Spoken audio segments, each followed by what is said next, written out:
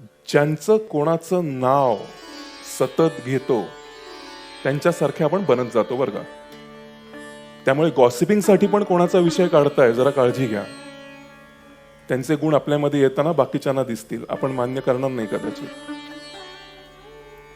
पण हे फक्त निगेटिव्ह वे मध्ये सत्य नाहीये, हे पॉझिटिव्ह वे मध्ये पण आहे.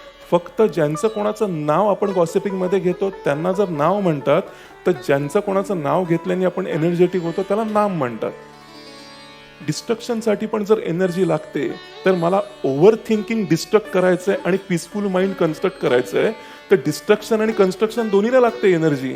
आणि ती एनर्जी कुठलंही केमिकल, कुठलीही ड्रग कंपनी, कुठलीही मेडिकल कंपनी सप्लाय करत नाही. ते फक्त केमिकल सप्लाय करतात आणि बरं करतात.